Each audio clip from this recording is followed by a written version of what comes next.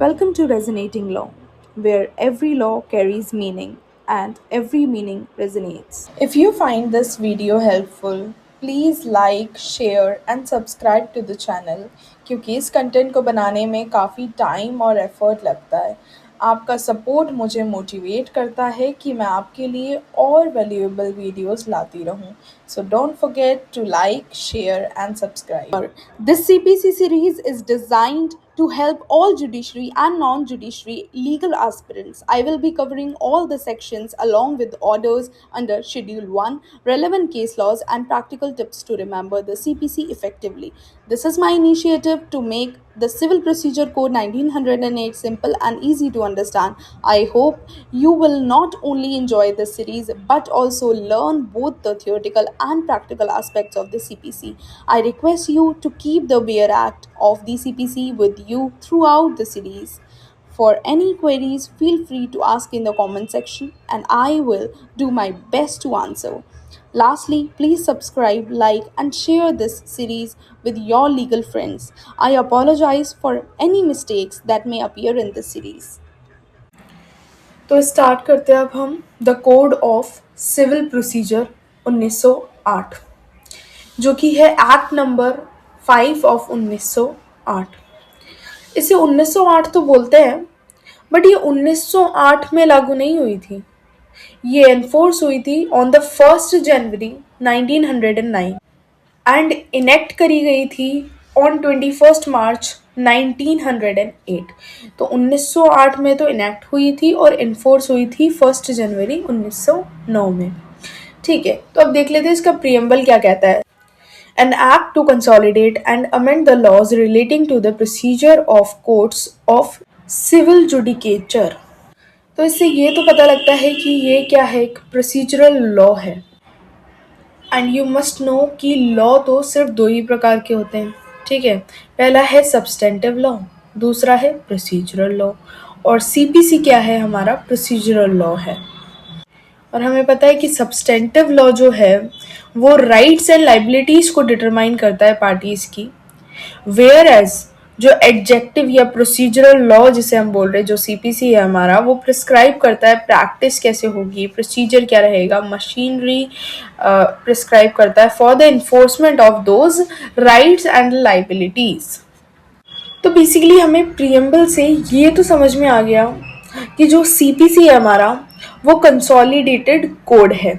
ठीक है, कंसोलिडेटेड का मतलब होता है to collect all the laws relating to a particular subject and bring it down to the date in order that it may form a useful code applicable to the circumstances existing at the time when the consolidating act is enacted।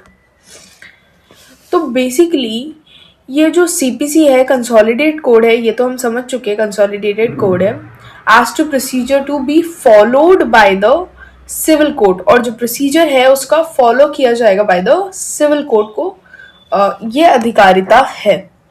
तो essential object है is to consolidate the law relating to civil procedure. Although certain substantive rights जो है वो भी CPC deal करता है, but main objective जो essential object है वो यही है to consolidate the law relating to civil procedure. अब हम थोड़ा सीपीसी के बैकग्राउंड की बात कर लेते हैं।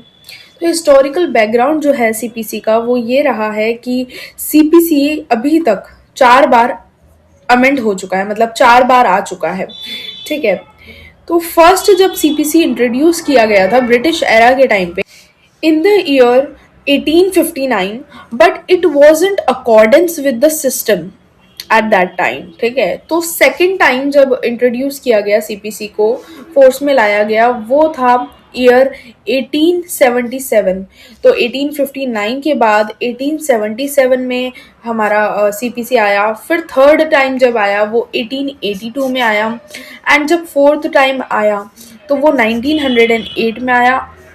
देन इन ईयर 1976, ठीक है, Then in year 1976 CPC got amended, ठीक है, considering new changes in it which was required at that time, ठीक है. Then on 1st July 2002 the certain major amendments have been made in CPC with a view to speed up civil proceeding. Major changes have been made in the year 1999 and 2002. तो 1999 में major changes करे और 2002 में major changes CPC में करे गए. ठीक है, आपको मैंने बता दिया डेट ऑफ इनेक्टमेंट क्या है, जो कि 21 मार्च 1908 है, और डेट ऑफ एनफोर्समेंट क्या है जब came into force, CPC came into force, वो डेट है 1 जनवरी 1909. ठीक है, अब सीपीसी बनाई कैसे गई है कि ये दो भागों में डिवाइड करी गई है. पहला है सेक्शंस, दूसरा है ऑर्डर्स एंड रूल्स. तो ये जो सेक्शंस हैं वो जनरल रूल्स एंड प्रिंसिपल्स को इनकॉर्पोरेट करते हैं. ठीक है, यहाँ पर सब्सटेंटिव प्रोविजंस दिए गए हैं प्रोसीजर के. ठीक है, प्रक्रिया के सारवान प्रावधान की सारवान विधि, राइट्स, ड्यूटीज एंड लाइबिलिटीज वगैरह जो हैं वो सेक्शंस में दिया गया है. लेकिन ऑर्डर्स एंड रूल्स में क्या दिया है, प्रोसीजरल प्रोविजंस दिए गए हैं. ठीक है, पार्ट 2 ऑफ सीपीसी उसके अंदर, एंड ये है ऑर्डर नंबर 1 से लेकर 51 तक. ठीक है, of the schedule 1 of CPC. Only high court of the state has power to amend. ठीक है, स्टेट में जो हाई कोर्ट होता है उसी के पास पावर है अमेंड करने की इस चीज को, कुछ रूल्स में चेंज करने हैं तो.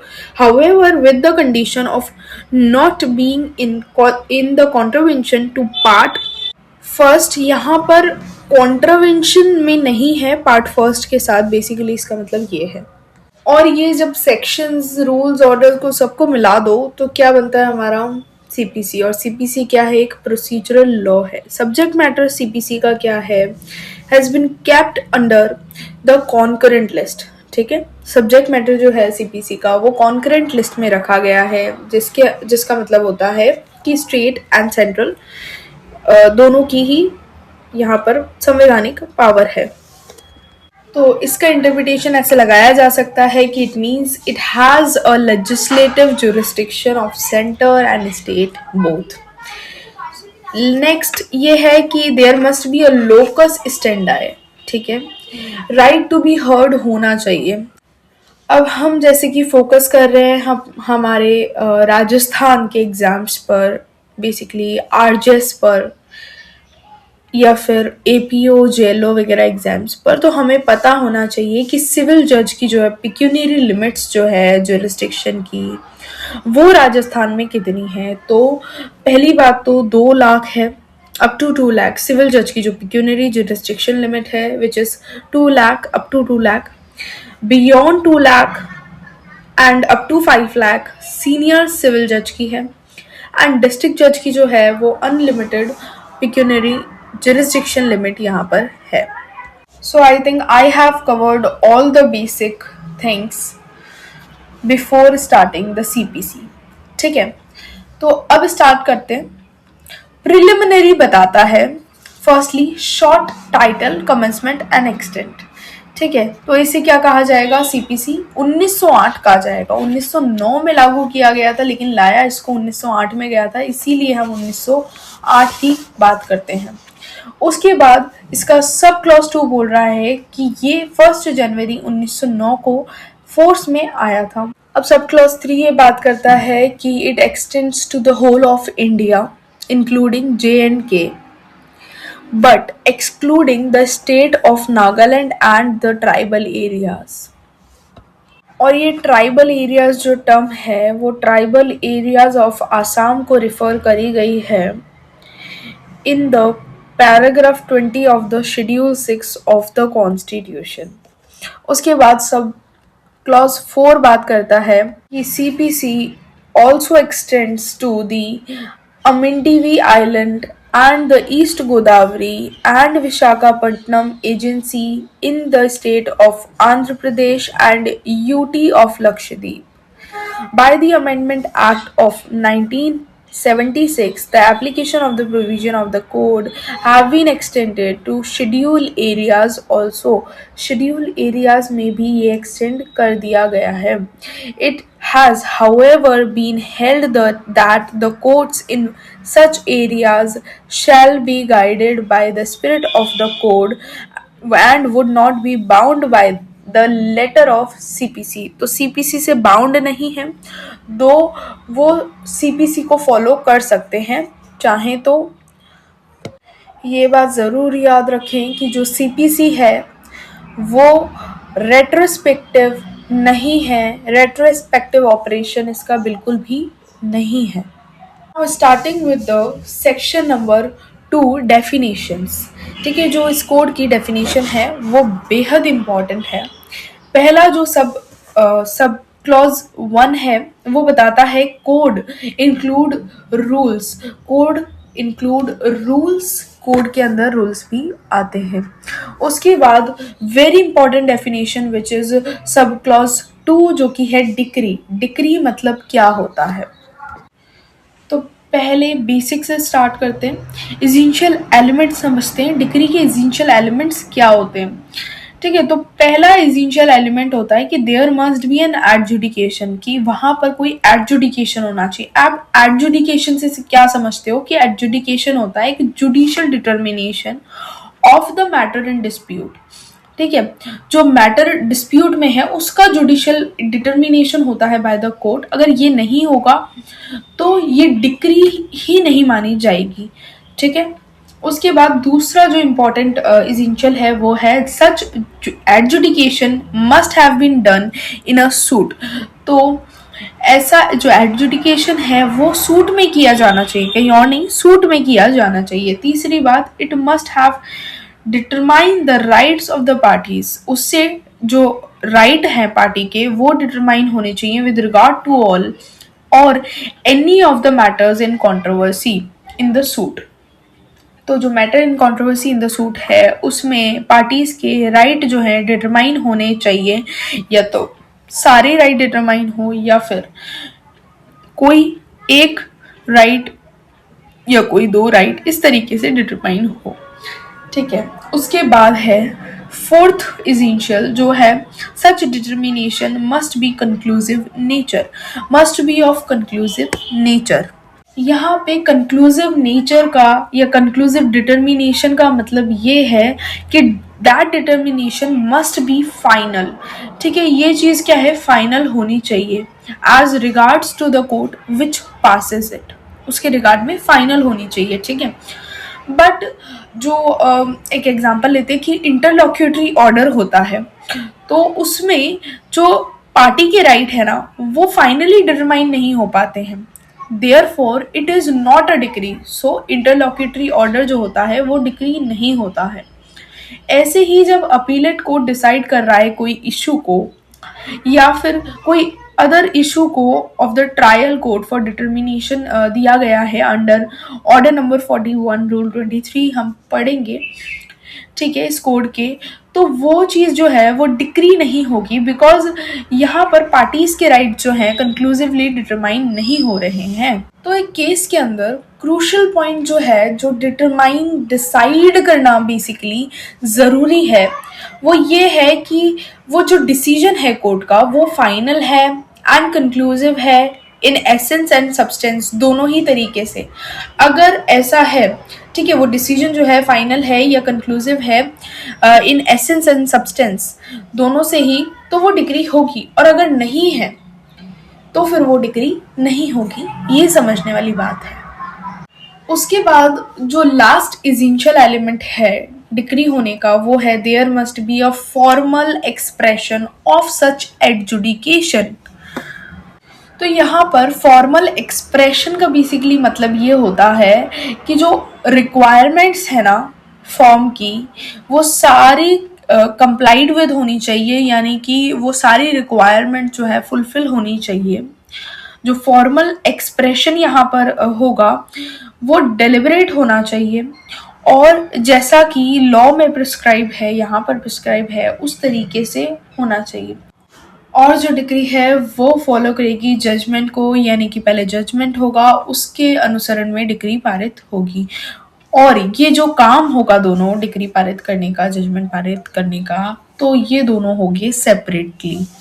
और जो डिक्री पर डेट आएगी वो डेट आएगी जजमेंट की। ये हम आगे ऑर्डर्स में पढ़ेंगे। आगे डिक्री की डेफिनेशन के अंदर ही समझाया गया है कि 3 तरीके की चीजें हो सकती हैं। पहला है प्रिलिमिनरी डिक्री पारित की जा सकती है, दूसरा है फाइनल डिक्री हो सकती है, तीसरा है partly preliminary partly final decree पारित की जा सकती है। तो बात यहाँ पे है कि प्रिलिमिनरी डिक्री क्या होती है। तो प्रिलिमिनरी डिक्री होती है कि जब एडजुडिकेशन हो जाता है, यानी कि डिसाइड हो जाता है rights of the parties with regard to all या फिर any of the matters in controversy in the suit. But यहाँ पर सूट जो है वो कंप्लीटली डिस्पोज ऑफ नहीं होता है, उसे बोलते हैं प्रिलिमिनरी डिक्री। मीन्स इसके बाद भी सूट कंटिन्यू रहता है। दैट मीन्स कोर्ट की ये फिर ड्यूटी बन जाती है कि वो फाइनल डिक्री पारित करेगा। तो प्रिलिमिनरी डिक्री के एग्जाम्पल ले लेते हैं हम, क्या होती है। ऑर्डर 20 में हम पढ़ेंगे रूल नंबर 12, जो बात करता है suit for possession and mean profit. ठीक है, पोजेशन का सूट और मीन प्रॉफिट। दूसरा हम पढ़ेंगे ऑर्डर 20 रूल 13, 2013 के अंदर एडमिनिस्ट्रेटिव सूट, 2014 के अंदर सूट फॉर प्रियम्पशन, उसके बाद 2015 के अंदर dissolution of partnership, accounts between principal and agent 2016। तो इस तरीके से partition, separate suit, foreclosure of mortgage और ये सब जो भी हैं, इसके अंदर जो सूट के अंदर जो पास करी जाती है वो प्रिलिमिनरी डिक्री ही होती है। अब फाइनल डिक्री वो होती है जो कि केस को जो है, सूट को पूरा कंप्लीटली डिस्पोज ऑफ कर देती है, फाइनली सेटल कर देती है सारे क्वेश्चन जो कि मैटर इन कंट्रोवर्सी हैं between the parties and nothing further remains to be decided thereafter. Hence, that final decree becomes executable and preliminary decree जो होती है वो एग्जीक्यूटेबल नहीं होती है अनलेस एंड अनटिल जब तक फाइनल डिक्री पास नहीं हो जाती है।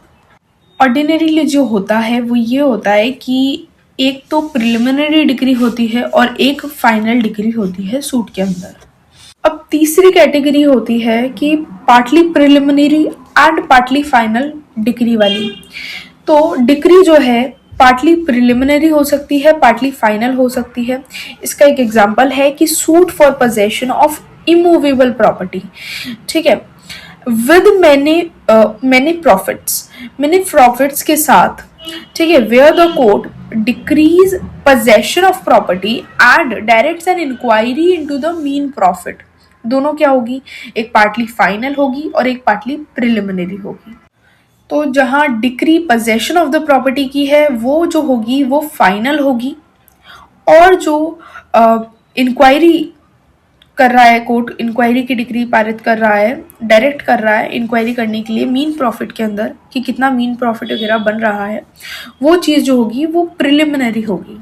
क्योंकि ऐसे समझो कि जो ये इंक्वायरी कोर्ट डायरेक्ट कर रहा है, इंक्वायरी करने के बाद जो रिजल्ट आएगा उस पर बेसिस जो डिक्री पारित करेगा कोर्ट, तब वो फाइनल डिक्री बनेगी। और अभी क्या है, वो प्रिलिमिनरी डिक्री है।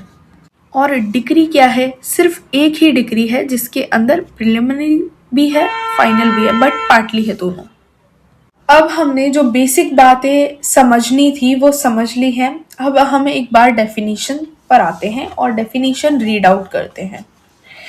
Decree means the formal expression of an adjudication which, so far as regards to the court expressing it, exclusively determines the rights of the parties with regard to all or any of the matters in the controversy in the suit and may be either preliminary or final. It shall be deemed to include the rejection of plaint order 7 rule 11 में होगा, and determination of any question with in section 144 में बताया गया है application for restitution. ठीक है, तो उसके बाद लिखता है कि but shall not include any adjudication from which an appeal lies as an appeal from an order। ठीक है, तो ये इंक्लूड नहीं करेगा कोई भी एडजुडिकेशन को फ्रॉम विच जिसकी अपील लाई करती है, जैसे कि अपील लाई करती हो किसकी, एक ऑर्डर की। ठीक है, और any order for of dismissal for default, तो जो डिसमिसल फॉर डिफॉल्ट का ऑर्डर होगा उसको डिक्री नहीं माना जाएगा। ठीक है, एक्सप्लेनेशन ये बोलता है कि अ डिक्री इज प्रिलिमिनरी, जब तक प्रिलिमिनरी है, when further proceedings have to be taken before the suit.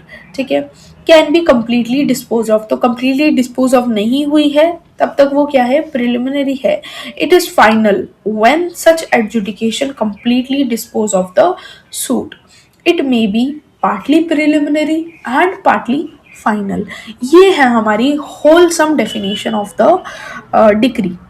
अब सब क्लॉज 3 बात करता है डिक्री होल्डर की डेफिनेशन, जो कि बताता है डिक्री होल्डर कौन होता है। डिक्री होल्डर वो पर्सन होता है जिसके फेवर में डिक्री पास की जाती है या फिर ऑर्डर पास किया जाता है, जो कि केपेबल है एग्जीक्यूशन करने के योग्य है, ऐसा ऑर्डर पास किया जाता है उस पर्सन के फेवर में, तो वो क्या होता है, डिक्री होल्डर होता है।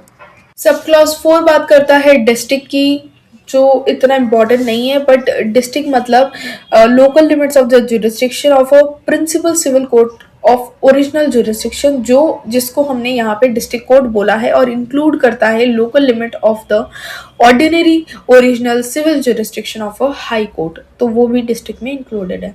उसके बाद सब क्लॉज 5 बताता है फॉरेन कोर्ट की डेफिनेशन, मतलब एक ऐसा कोर्ट जो कि आउटसाइड इंडिया एस्टैब्लिश्ड है, सिचुएटेड है, नॉट एस्टैब्लिश्ड और continued by the authority of the central government, तो जो कि ना तो इस्टेब्लिश किया गया है सेंट्रल गवर्नमेंट द्वारा, ना ही कंटिन्यू करा गया है by the authority of the central government, तो सेंट्रल गवर्नमेंट का कोई हाथ नहीं है, वो इस सिचुएटेड है आउटसाइड इंडिया, ऐसे कोर्ट को क्या बोलेंगे, फॉरेन कोर्ट बोलेंगे।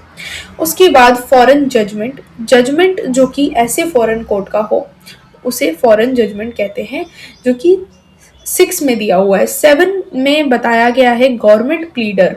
गवर्नमेंट प्लीडर कौन होता है, तो ऐसा ऑफिसर, ऐसा कोई भी ऑफिसर जो कि अपॉइंट किया जा रहा हो बाय द स्टेट गवर्नमेंट, क्या करने के लिए, टू परफॉर्म ऑल और एनी फंक्शन, कोई भी सारे या कोई भी फंक्शंस परफॉर्म करने के लिए एक्सप्रेसली इम्पोज किया गया हो उस पर by this code on the government pleader and also any pleader, जो कोई भी प्लीडर जो एक्ट कर रहा है उस गवर्नमेंट प्लीडर के डायरेक्शन में, ठीक है, उसके अंडर में एक्ट कर रहा है, तो ऐसा गवर्नमेंट प्लीडर, वो भी गवर्नमेंट प्लीडर ही माना जाएगा, मतलब ऐसा प्लीडर भी गवर्नमेंट प्लीडर ही माना जाएगा। 7A बताता है हाई कोर्ट। हाई कोर्ट अगर in relation to Andaman and Nicobar island की बात करें तो हाई कोर्ट इन कैलकाटा माना जाता है। ठीक है, तो हाई कोर्ट कैलकाटा वाला लगता है अंडमान एंड निकोबार आइलैंड के लिए। उसके बाद 7B इंडिया की डेफिनेशन बताता है। उसके बाद आता है 8 जो कि इम्पोर्टेंट है, जज। जज का मतलब क्या होता है, जज का मतलब यहाँ जो लिखा गया है वो यही है सिंपली कि प्रिसाइडिंग ऑफिसर होता है सिविल कोर्ट का। जज means the presiding officer of a civil court. But यहाँ पर कोर्ट की जो डेफिनेशन है वो डिफाइंड नहीं है। तो कोर्ट का मतलब ये है कि ऐसी असेंबली ऑफ जजेस हो या फिर कोई अदर पर्सन जो कि एक्ट कर रहा हो ट्रिब्यूनल में, जो कि सिविल केसेस हो या क्रिमिनल केसेस हो, उससे कोई मतलब नहीं है, बट ऐसे जगह पर बैठ के एक्ट कर रहा है, वहाँ पे प्रिसाइडिंग ऑफिसर बैठा है, तो इस तरीके से माहौल को जब बन जाता है तो वो कोर्ट होता है। उसके बाद सब क्लॉज 9 बात करता है जजमेंट की। तो 9 नंबर पे क्या है, judgment. Judgment means the statement given by the जज of the grounds of a decree और ऑर्डर। एसेंशियल एलिमेंट क्या है कि स्टेटमेंट होनी चाहिए for the grounds of the decision. तो हर judgment other than a court of small causes should contain, पहली बात, a concise statement of the case, दूसरी बात points for determination, तीसरी बात decision होना चाहिए, चौथी बात reason for such decision होना चाहिए। ठीक है, जजमेंट का एग्जांपल ऐसे ले सकते हैं कि constitutional validity of a statute अगर कोर्ट डिसाइड करता है तो ये जो होगा वो होगा judgement.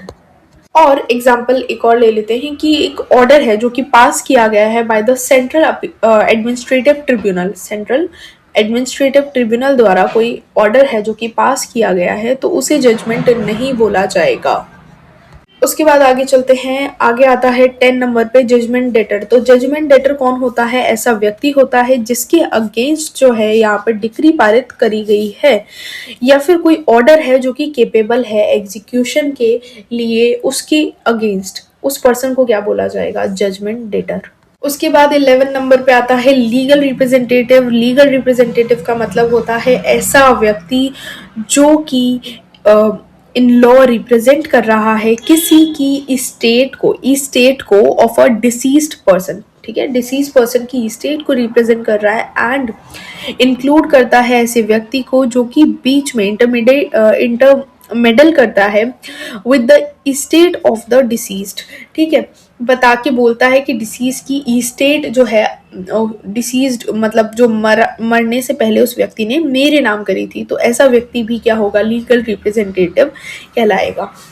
And where a party sues or issued in a representative character, the person on whom the estate devolves on the death of the party so suing or sued।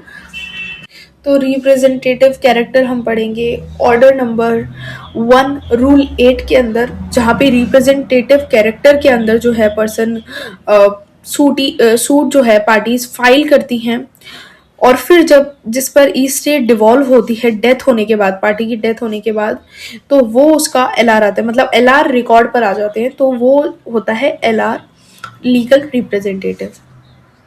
उसके बाद 12 नंबर पे आता है मीन प्रॉफिट। मीन प्रॉफिट हमने अभी एक और बार discuss किया बट मीन प्रॉफिट का मतलब नहीं समझा, तो मतलब समझते हैं। मीन प्रॉफिट ऑफ प्रॉपर्टी का मतलब होता है कि ऐसा प्रॉफिट जो कि एक पर्सन ने रॉन्गफुल पोजीशन में रहते हुए प्रॉपर्टी की एक्चुअली जो है रिसीव किया है या फिर माइट विद ऑर्डिनरी डिलीजेंस उसने रिसीव किया है। ठीक है, उस रॉन्गफुल पोजीशन में रहते हुए, ठीक है, together with the interest of such profit. और इंटरेस्ट भी, इस प्रॉफिट के ऊपर जो इंटरेस्ट भी लग रहा है वो भी इसमें इंक्लूड होता है, but shall not include profits due to improvement. जो उस व्यक्ति ने वहां रॉन्गफुल पोजीशन में रहते हुए इम्प्रूवमेंट करवाई है, तो जो इम्प्रूवमेंट करवाई है उसमें जो उसने पैसा लगाया है रॉन्गफुल पोजीशन में रहते हुए उस व्यक्ति ने, तो वो चीज़ जो है मीन प्रॉफिट में इंक्लूड नहीं होगी। उसके अलावा जो भी इंटरेस्ट उसने उस पर कमाया है या फिर जो भी रॉन्गफुल पोजीशन में रहते हुए उसने प्रॉफिट कमाया है उस प्रॉपर्टी से, वो सारी चीज़ें मीन प्रॉफिट में इंक्लूड होगी। उसके बाद 13 नंबर पे आता है मूवेबल प्रॉपर्टी। तो मूवेबल प्रॉपर्टी इंक्लूड करती है ग्रोइंग क्रॉप्स को भी, दो वो अभी तक मतलब हटाई नहीं गई है, छटाई नहीं हुई है, हार्वेस्टिंग नहीं हुई है उनकी, बट उन्हें मूव करा जा सकता है, उन्हें बेचा जा सकता है, तो ये क्या होगा? मूवेबल प्रॉपर्टी होगी। उसके बाद है 14 बताता है ऑर्डर। ऑर्डर ऐसी फॉर्मल एक्सप्रेशन होती है किसी भी डिसीजन की ऑफ अ सिविल कोर्ट जो कि डिक्री नहीं होती है। ठीक है, जो कि डिक्री नहीं होती है, एक फॉर्मल एक्सप्रेशन है किसी भी डिसीजन के, सिविल कोर्ट के किसी भी डिसीजन की जो कि डिक्री नहीं है, ना ही वो जजमेंट है, वो एक ऑर्डर है। कोर्ट की जो फॉर्मल एडजुडिकेशन होती है ना, वो या तो डिक्री हो सकती है या ऑर्डर हो सकता है। ठीक है, दोनों एक साथ नहीं हो सकते। तो ऑर्डर और डिक्री के अंदर जो कॉमन जो सिमिलैरिटी है वो ये है, पहली बात तो कि दोनों ही बातें करते हैं मैटर्स इन कंट्रोवर्सी की। ठीक है, दूसरी बात जो डिसीजन होता है जो दिया जाता है बाय द कोर्ट, वो दोनों पर ही दिया जाता है, ऑर्डर पर भी और डिग्री पर भी। ठीक है, तीसरी बात ये कि both are adjudication of the court of law. दोनों ही एडजुडिकेशन होते हैं कोर्ट ऑफ लॉ के और दोनों ही फॉर्मल एक्सप्रेशन होते हैं डिसीजन के। तो ये तो थी सिमिलैरिटी। अब पढ़ते हैं डिस्टिंक्शन क्या होता है। तो पहला तो डिस्टिंक्शन इनके बीच में ये होता है कि जो डिक्री है वो हमेशा पारित होती है ऐसे सूट के अंदर जिसमें प्रेजेंटेशन ऑफ प्लेंट से स्टार्ट किया गया है, यानी कि प्लेंट को प्रेजेंट किया गया है। ठीक है, ऑर्डर 7 के अंदर प्लेंट प्रेजेंट करने के बाद यहाँ पर सूट चला है, उसके बाद डिग्री पारित हुई है। लेकिन ऑर्डर ऐसी सिचुएशन में भी आ सकता है जहां पर प्रेजेंटेशन ऑफ प्लेंट हुआ है। दूसरी बात, ऐसी सिचुएशन में भी आ सकता है जहाँ पे ऐसा प्लेंट कोई प्रेजेंट नहीं किया है लेकिन कोई पिटीशन फाइल करी है। तीसरी सिचुएशन ऐसी हो सकती है कि जहाँ पर कोई एप्लीकेशन लगाई है कोर्ट में, तो कोर्ट का ऑर्डर आ सकता है। ऐसे पिटीशन या एप्लीकेशन वाले केस में कोर्ट का ऑर्डर ही आ सकता है ओनली, यहाँ पर डिक्री नहीं आ सकती है। दूसरी बात कि जो डिक्री है वो होती है एडजुडिकेशन कंक्लूसिवली डिटरमाइन करती है, जो कि कंक्लूसिवली डिटरमाइन करती है यानी कि फाइनल होती है, जो कि rights of the parties with regard to all और any of the matters in the controversy determine करती है। बट जो ऑर्डर होता है वो ऑन दी अदर हैंड कर भी सकता है और नहीं भी। ठीक है, फाइनली डिटरमाइन कर भी सकता है rights of the parties in the matter in controversy, कर भी सकता है नहीं भी कर सकता है। देन अदर बेसिक डिफरेंस यही है कि जो डिक्री है वो प्रिलिमिनरी भी हो सकती है, फाइनल भी हो सकती है, हमने अभी पढ़ा। ठीक है, बट जो ऑर्डर है वो प्रिलिमिनरी ऑर्डर पास नहीं हो सकता, वो फाइनल ही होता है। और एक सूट के अंदर डिक्री हमेशा एक ही होगी। ठीक है, एक ही डिग्री के अंदर प्रिलिमिनरी भी हो सकता है, फाइनल भी होगा, लेकिन वो एक ही डिग्री होगी। ठीक है, बट जो ऑर्डर है, एक सूट के अंदर ऑर्डर्स कई सारे दिए जा सकते हैं। हर डिग्री अपीलेबल होती है लेकिन हर ऑर्डर अपीलेबल नहीं होता है। कुछ ऑर्डर्स अपीलेबल हो सकते हैं, कुछ ऑर्डर्स अपीलेबल नहीं होते हैं, बट हर डिग्री जो है, सारी डिग्रियां अपीलेबल होती हैं। और एक और लास्ट डिफरेंस ये है कि जो डिक्री होती है उसकी सेकंड अपील हो सकती है। ठीक है, फर्स्ट अपील हो रही है, सेकंड अपील भी हो सकती है। जो ऑर्डर्स होते हैं, जो अपीलेबल ऑर्डर्स होते हैं, मैं उनकी बात कर रही हूँ, नॉट अपीलेबल ऑर्डर्स की नहीं।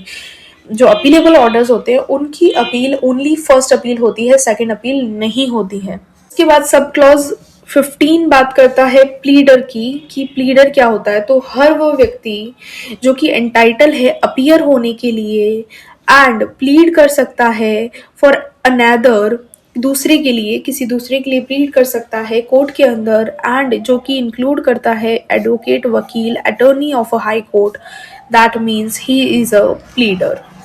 16 में प्रिस्क्राइब्ड की डेफिनेशन दी हुई है, जो कि मीन्स प्रिस्क्राइब्ड बाय रूल्स। उसके बाद 17 में बताया हुआ है पब्लिक ऑफिसर कौन होता है। पब्लिक ऑफिसर ऐसा पर्सन होता है जो कि फॉल करता है अंडर एनी फॉलोइंग डिस्क्रिप्शन, जो कि मैं अब बताऊंगी। ठीक है, तो पहली बात तो हर जज क्या होता है, एक पब्लिक ऑफिसर होता है। हर member of all India service, कहीं भी मेंबर है जो कि ऑल इंडिया सर्विस का मेंबर है, वो पब्लिक ऑफिसर होता है।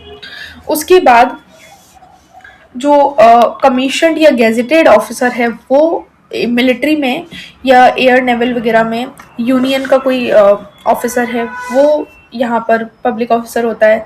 ऐसा ऑफिसर जो कि कोर्ट ऑफ जस्टिस का है, जिसकी ड्यूटी जो है कोर्ट ऑफ जस्टिस की है।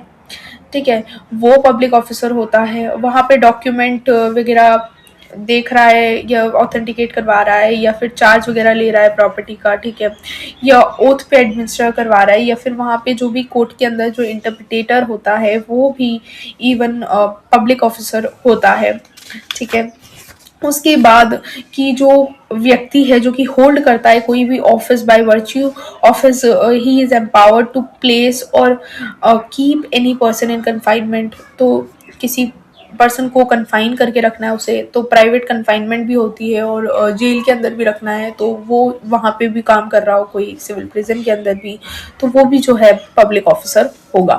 ठीक है, तो हर वो ऑफिसर जो कि गवर्नमेंट की ड्यूटी निभाता हो, गवर्नमेंट के अंडर काम करता हो, ऐसा ऑफिसर जो कि प्रिवेंट करता हो ऑफेंसेस को होने से, या फिर ऑफेंसेस की जो इन्फॉर्मेशन है वो देता हो, या फिर ऑफेंडर को जो है जस्टिस दिलाता हो, या फिर पब्लिक हेल्थ में काम करता हो, या सेफ्टी या फिर कन्विंस का काम करता हो, पब्लिक हेल्थ, सेफ्टी या फिर कन्विंस का, तो वो क्या होता है, पब्लिक ऑफिसर होता है। या फिर जो ऑफिसर है उसकी ड्यूटी ये है कि वो क्या करे, रिसीव करे या फिर कोई प्रॉपर्टी को रखे अपने पास, या फिर एक्सपेंड करे किसी प्रॉपर्टी को जो कि गवर्नमेंट की प्रॉपर्टी है। ठीक है, उस पर सर्वे करे, असेसमेंट करे, कॉन्ट्रैक्ट वगैरह करे, on the behalf of the government, या फिर एग्जीक्यूट करे, कोई रेवेन्यू प्रोसेस वगैरह करे, इन्वेस्टिगेट करे या रिपोर्ट वगैरह तैयार करे, ठीक है, जिस प्रॉपर्टी पर पिक्यूनरी इंटरेस्ट जो है गवर्नमेंट का होता है।